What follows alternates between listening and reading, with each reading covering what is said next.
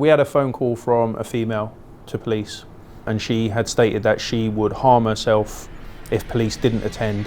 Where there is a risk to life, where there's a crime has been committed, or where there's a risk of breach of the peace, the police will always still attend. The Right Care, Right Person policy is designed to free up police time to fight crime and to make sure health professionals deal with health emergencies. Where it's purely a healthcare issue, where we are not the best people to attend, we would want the best people to attend, which are healthcare professionals.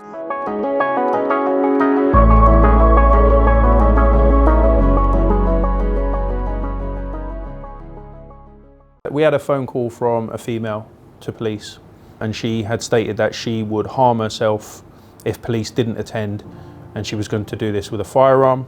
Our colleagues from firearms, their inspector had made a decision based on the intel and the risk assessment that there wasn't anything there that was credible in terms of her being in possession of a firearm. So he was happy for local units to attend, which is obviously me and Sade, me and my colleagues. We'd also been informed when we got there by our colleagues. They'd attended about an hour and a half earlier, and again it was purely a mental health episode as opposed to she had a firearm and this is what she was going to do. So when we first went in, obviously I carried a taser, so I could have taser challenged her. And I remember distinctively, I kind of made the decision not to do that because how the headspace she was in and kind of feeling like she wanted to be hurt by someone else. I've had it before where with people with mental health kind of get fixated on a taser and they want to be tasered and they do something in order to be tasered. So I thought, I'm not going to go down that route. I kind of made a decision to just be like at the door, firm, kind of assertive, like, look, do you have a gun or not? Just you need to tell us. And she straight away was like, I don't have a gun. And she was just quite honest and open with us straight away. But she was very kind of low. She was like very low in energy. And you could tell she was just very down. And just, she didn't want to be here anymore and she just didn't know what to do and she was just in a really bad place, I guess. It was evident from the interaction at the door. And then in that point, Jay kind of did a bit of a cursory search to see if there was a weapon anywhere. And me and the female, we went into the living room area and just sort of sat and kind of chatted. I kind of wanted to know what had been going on, why she called us, what was happening, what had led to it. I think she wanted to find a way out, but she didn't want to do it herself. She thought we'd go around there and end up doing it for her, which is obviously not the case. We ended up speaking to her. We told her this, it wasn't going to happen. And then you requested the ambulance. I believe you requested LAS. Yeah, I think so. But in that time between requesting that and finding out who her friend was that we could call to come over, it was a case of then just general chit chat. You end up talking about anything from Emmerdale to painting walls to what food she was going to have that night. You know, you're also trying to, when you're talking to people, you're also trying to get a picture of what it is they've been doing the last couple of days as well and what their intentions are that day. So, you know, when was the last time you ate?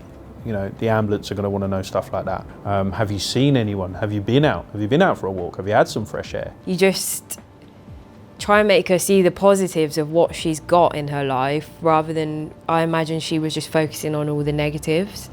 Sometimes it does help people to just give them that fresh perspective. Again, this goes back to that general chit chat that you have with her when you find out about people, what they've been eating, what they've been doing, what medication they're on so far.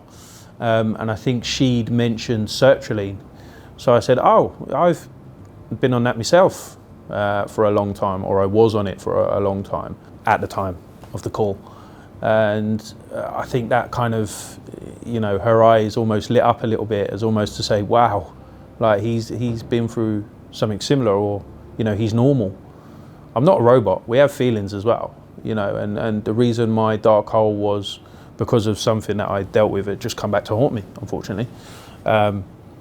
And that was it. And, you know, I was able to say this to her and I was able to explain it to her. And I think I think that was a barrier that we'd broken down, because then she thought, actually, you know what, Jay and Sade are all right. I know I can speak on a level to them now.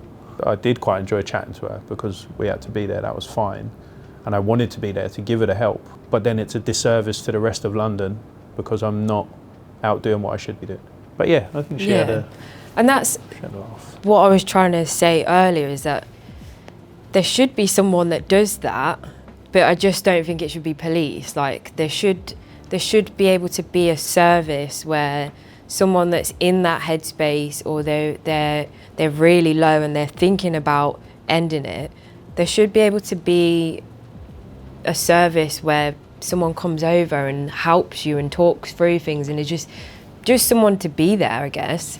I think it helps people. We definitely helped her, but I just don't think that it should be the police's role, because then we're taken away from crime and investigation and victims of crime that need us.